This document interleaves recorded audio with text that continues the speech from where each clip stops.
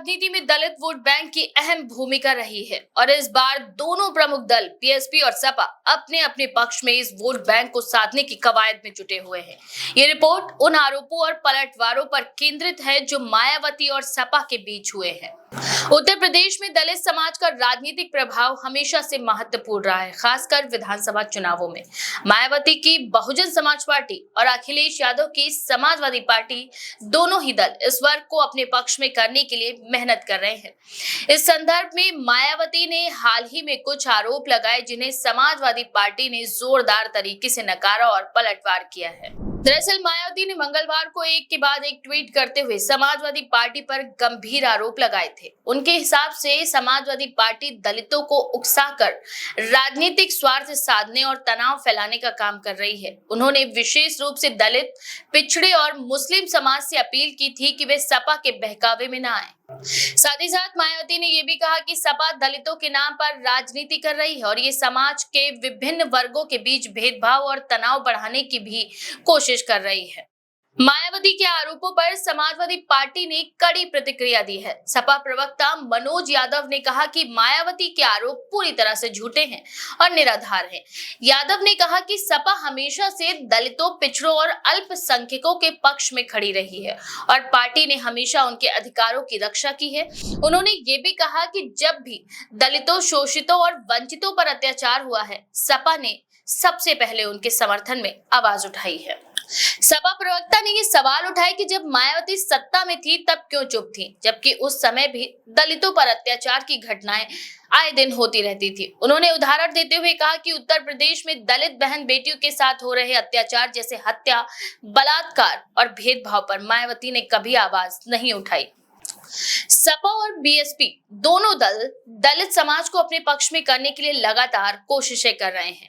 उत्तर प्रदेश की सियासत में दलित वोट बैंक का बड़ा ही महत्व है और ये इस समय एक निर्णायक कारक साबित हो सकता है। बीएसपी ने हमेशा अपने आप को दलितों के लिए आवाज उठाने वाले दल के रूप में प्रस्तुत किया है, जबकि सपा भी इस वर्ग को अपने साथ लाने के लिए लगातार कदम उठा रही है। ये राजनीतिक संघर्ष उस समय तेज हुआ जब उत्तर प्रदेश में आगामी विधानसभा चुनाव नजदीक थे।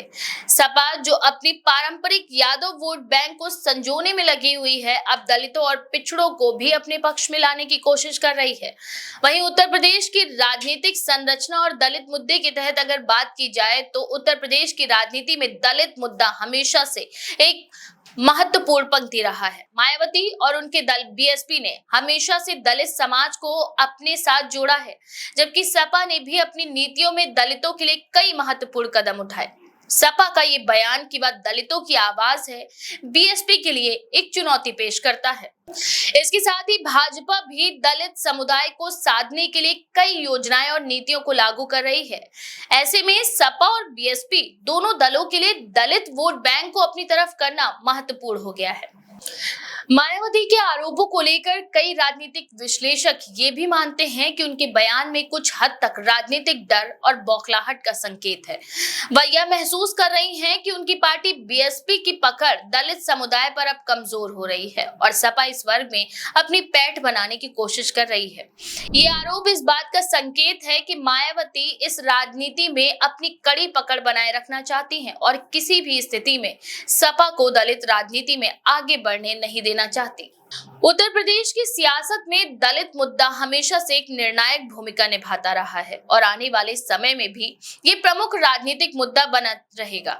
इस रिपोर्ट से ये साफ होता है कि बीएसपी और सपा दोनों दल इस वर्ग के समर्थन के लिए पूरी ताकत से काम कर रहे हैं।